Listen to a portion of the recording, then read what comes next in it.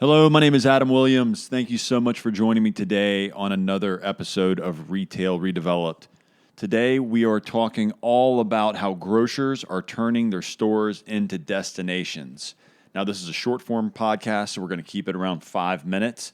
I know you guys are all busy and want to get back to your day, but we're going to talk about 3 key concepts. First concept is how these grocers are catering to busy professionals in 2 seemingly contrasting ways. You'll know what I mean after we get into it a little bit more here shortly. From in-store cooking classes to a personal shopping service, grocers across the nation are introducing new ideas to turn their stores into places to spend leisure time as well as shop. And some of the most innovative retailers are now go-to spots for daily workouts, wine tastings, family meals, and obviously buying groceries.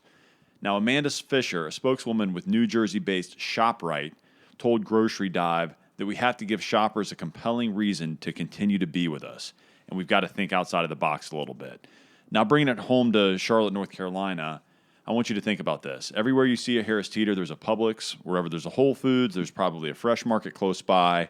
Same goes for Aldi, Trader Joe's. Bottom line is we have a lot of choices as consumers, and grocers are having to think critically and create destinations to drive traffic to their stores. Now, going back to ShopRite, in its New Jersey store in Morristown, they wanted to create a community hub and lifestyle center where shoppers could regularly gather. The result was the Village Food Garden Wellness Center that opened in 2013. The Wellness Center included a free registered dietitian service, full-service pharmacy, a learning space for children, and a fitness studio. They kept their fitness studio cost down at $25 a month, obviously lower than most gym memberships.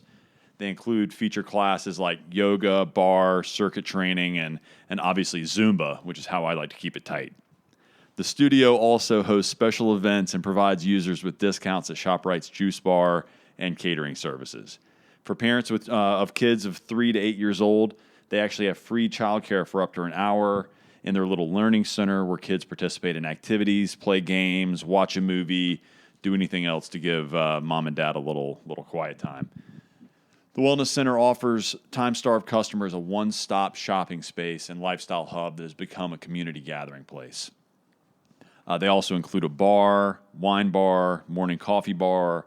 Basically, you can spend all day there until they kick you out when they're closing. Now, going to Cincinnati, Ohio, we have a very different kind of take on this idea at Jungle Gym's Experience Center. It's often described as a theme park for food.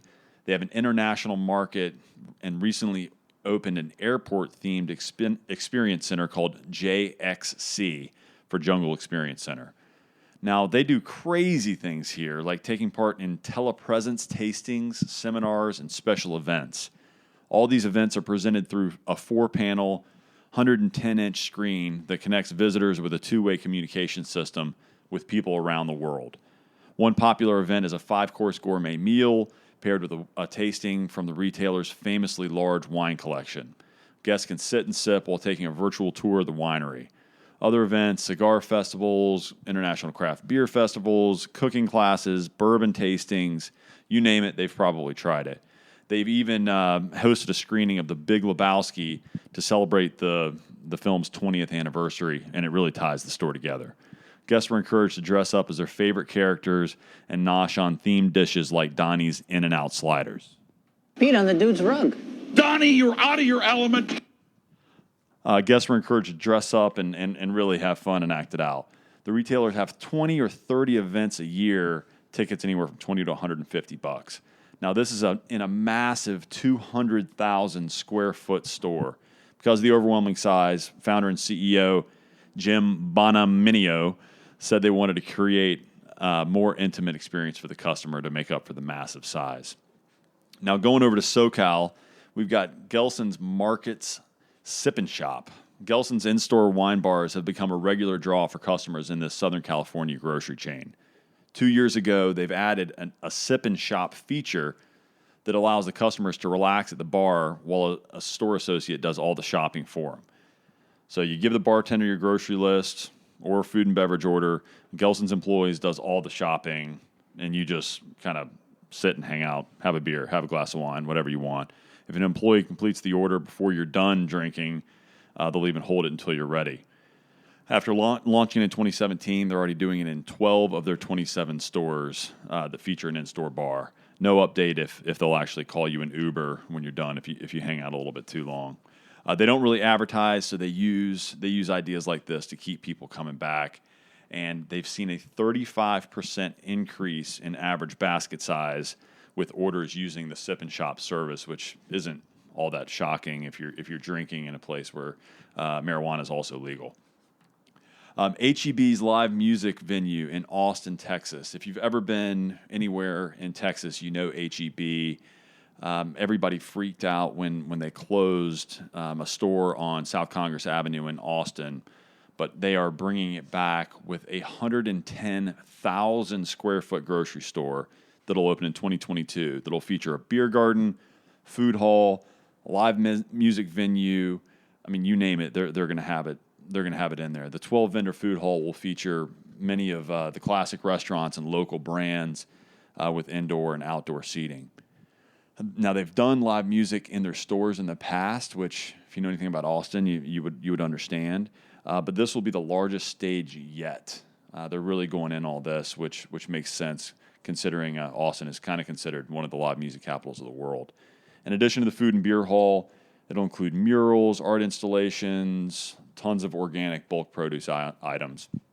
HEB has also opened a 2-story store that has a ton of seafood, organic juice, dry foods, cafes, you name it. So the key points to take away from this podcast. Now, obviously, e-commerce sales are growing at an exponential pace, but the store, the actual sticks and bricks of the store, is still the core asset for many retailers. Number 2, by becoming a destination for shoppers, grocers can increase traffic and significantly deepen loyalty with their customers. And finally, curating intimate experiences for your customer is absolutely paramount right now. Also, creating a hassle-free shopping experience for busy professionals makes a ton of sense. And the way I think about it, you are making it very simple for the busy professional when they're in a hurry and don't want to think about it. But then when they're off the clock, they want to come and relax and turn what used to be a chore into a pretty chill little afternoon of having a glass of wine while somebody else does your shopping for you. Doesn't sound horrible. Once again, Adam Williams, Retail Redeveloped. Thank you so much for joining me today on this short-form podcast. Please subscribe on iTunes or Spotify and give me a follow on all of our social channels at Adam Williams CRE. Thank you so much.